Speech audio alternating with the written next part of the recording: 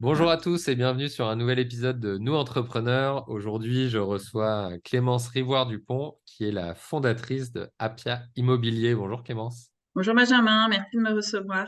Eh ben, avec plaisir, bienvenue. Alors Clémence, est-ce que tu peux te présenter pour nos auditeurs et nous dire comment tu es arrivée à créer Appia Immobilier? Bonjour à tous. Alors, pourquoi j'ai créé Appia Immobilier? Alors, tout le monde me pose la question, évidemment, mais cette idée est née après quand même une vraie réflexion et une construction bien posée. J'ai été salariée, j'ai été assistante, j'ai été collaboratrice. Voilà, j'ai travaillé dans des régies familiales, toujours à Lyon. C'est ma ville de naissance. Je connais très bien cette ville. On y est établi depuis toujours. Et j'ai eu la chance de reprendre la direction de notre régie familiale il y a quelques années et ça m'a permis de me former au métier non de l'immobilier que j'avais appris dans une précédente boîte, mais ça m'a permis de me former au métier de chef d'entreprise. Parce que comme on le disait il n'y a pas si longtemps, il n'y a pas d'école pour devenir chef d'entreprise. On apprend un peu sur le tas et sur le tard. Donc voilà, l'aventure s'est arrêtée pour notre régie familiale et je me suis dit, il faut que je monte ma boîte. Et après beaucoup de réflexions, on dit, mais dans quel domaine monter ma boîte? Bah, finalement, dans le domaine que je connais, l'immobilier. Donc j'ai créé Appia Immobilier il y a bientôt 4 ans. Ok. J'ai commencé toute seule chez moi. Puis j'ai commencé avec un alternant, un deuxième, un collaborateur, 3 collaborateurs. Maintenant, on est 6 au cabinet. L'immobilier, c'est une passion puisque j'en ai fait mon métier évidemment, mais j'avais déjà orienté mes études en droit immobilier aussi. Ok. Et c'est pour ça que j'ai voulu faire ce métier et m'orienter également vers les autres en fait à travers Appia.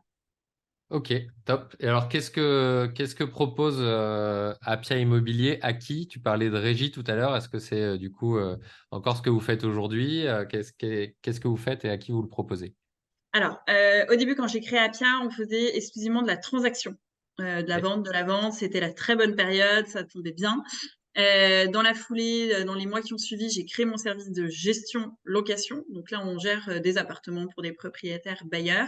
Et depuis le 12 septembre 2023, donc ça fait juste 2 mois, on a désormais un service syndic. Donc on peut prétendre au nom de régie. Voilà, le fameux mot lyonnais. Ouais, c'est Euh, ça. donc voilà, on gère maintenant des copropriétés, donc avec tout ce que ça engendre, conseils syndicaux, assemblée générale, arrêté de compte, etc., etc. Ok, génial. Et alors, qu'est-ce qui fait votre unicité en plus du fait que tu as une expérience familiale et que tu as l'air très sympathique? Qu'est-ce qui fait que les gens viennent chez vous Eh bien, ça ne fait pas tout. En fait, on s'est rendu compte en échangeant avec d'autres professionnels de l'immobilier ou avec d'anciennes collaboratrices, plutôt et collaborateurs aussi, que les clients et les personnes en avaient marre en fait d'être des numéros de dossier, qu'ils en avaient assez quand ils téléphonaient à leur syndic ou à leur régie, que personne ne leur réponde au téléphone ou voilà, ou qu'ils n'avaient qui manquait en fait d'humain et de contact. Et moi, je me suis dit, il y a 2 choses qui me plaisent dans mon métier, c'est l'humain et le contact. Donc, dans l'humain, j'ai voulu vraiment remettre l'humain au cœur de mon métier, c'est-à-dire être très présente pour mes clientes et mes clients évidemment, être le plus possible réactive à leurs demandes, etc. Ok, donc ça veut dire que les clients de la régie, c'est donc des conseils syndicaux, c'est ça? C'est des Alors, qui propriétaires? sont nos C'est qui? clients? Comment est-ce Oui. qu'on arrive vers vous? Comment ça Alors, fonctionne? qui sont nos clients? Au départ, quand j'ai créé mon cabinet, mes premiers clients, ça a été d'anciens clients qui me faisaient confiance et qui m'ont suivi, mais ça a été aussi un cercle de relations privées qui m'ont fait confiance et ça a eu un énorme effet goodwill, c'est-à-dire que grâce au bouche à oreille, grâce aux recommandations, on a pu développer. Donc ça a été vraiment ce qui nous a lancé.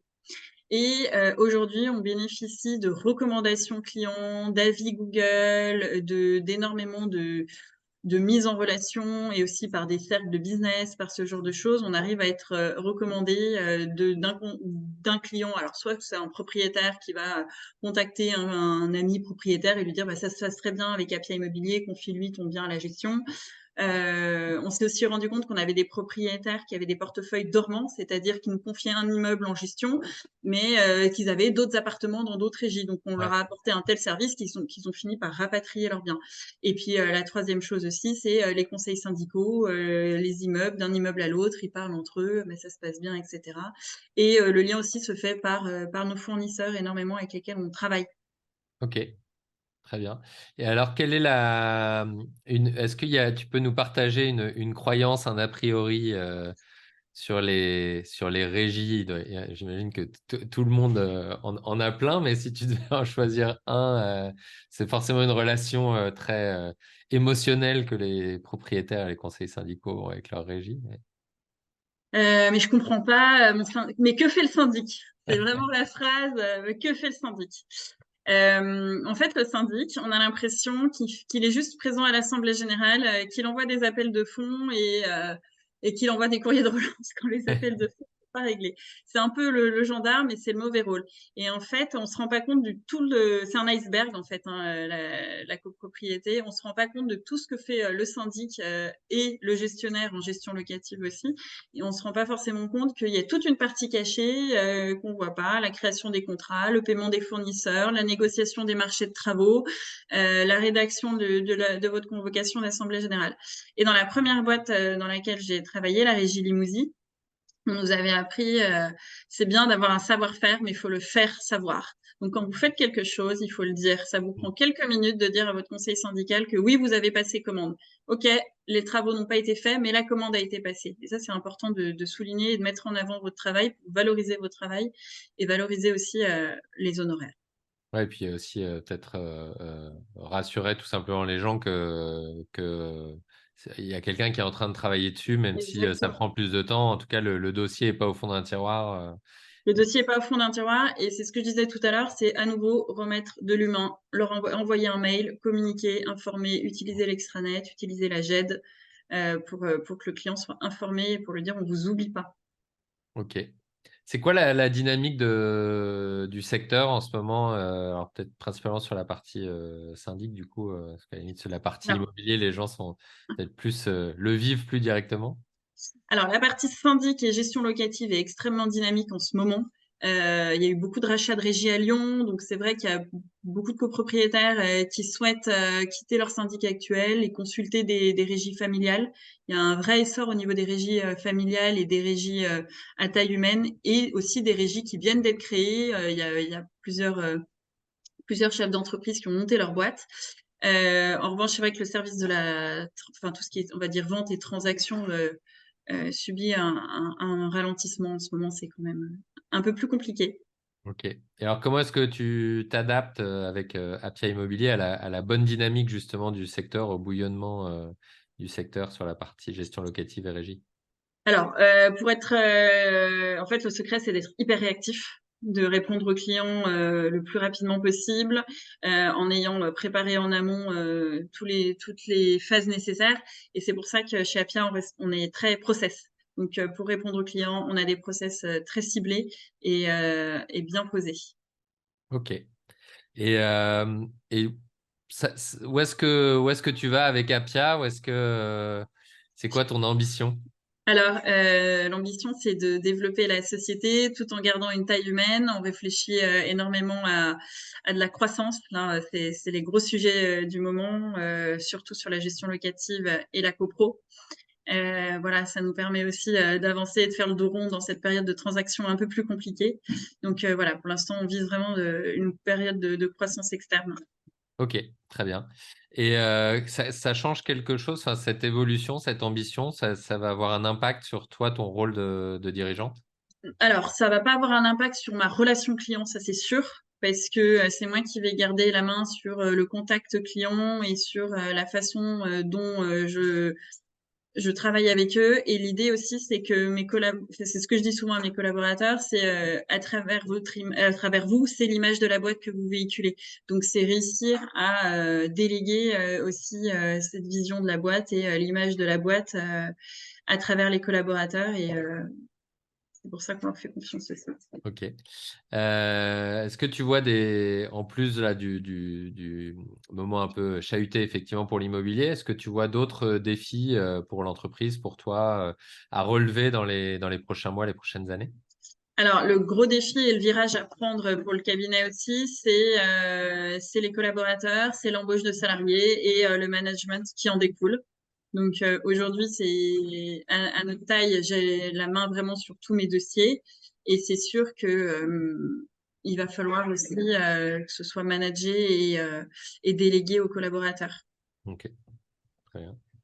Et qu'est-ce que tu peux nous dire sur tes apprentissages depuis que tu as lancé ou même avant sur ta carrière professionnelle, mais notamment sur le métier de chef d'entreprise? En fait, je trouve que quand on est chef d'entreprise, on l'est en permanence.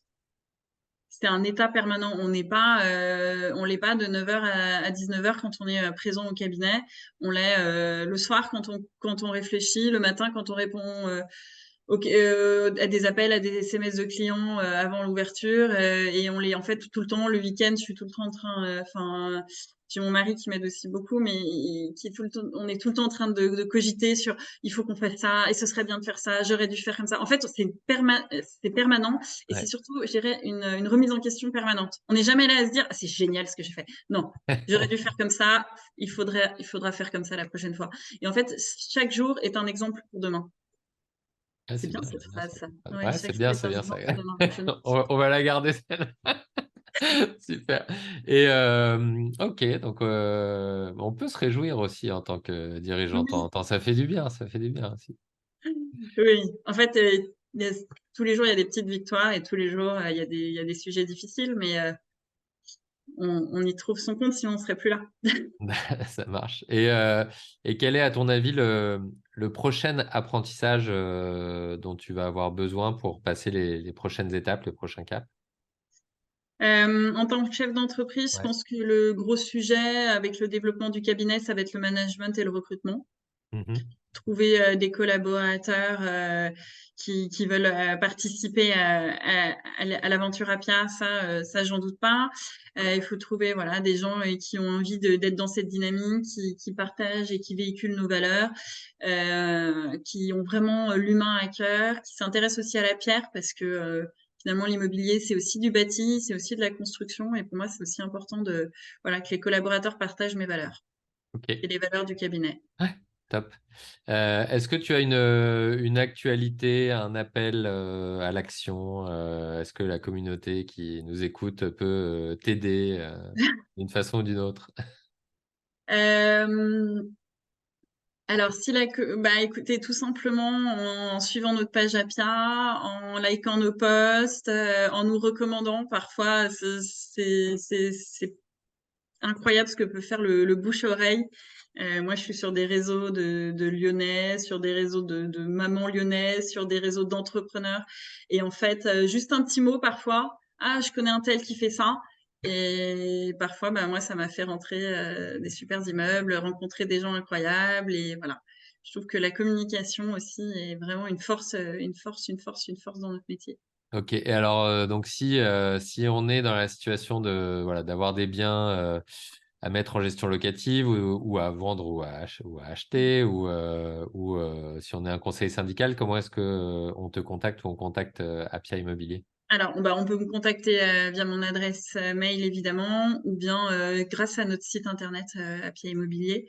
On peut voilà, ou même sur LinkedIn, où on a notre numéro de téléphone sur Google. Je sais pas Ouais. si je peux redonner les numéros ici, non? On mettra tout On mettra tout aussi en en description de description, l'épisode, en tout cas tout ce que tu simplement. voudras nous partager, mais je comprends que Voilà. sur le site Nous, on on a va un tout, site tout qui retrouver. fonctionne bien, et puis moi, je réponds toujours sur mon portable, quelle que soit l'heure.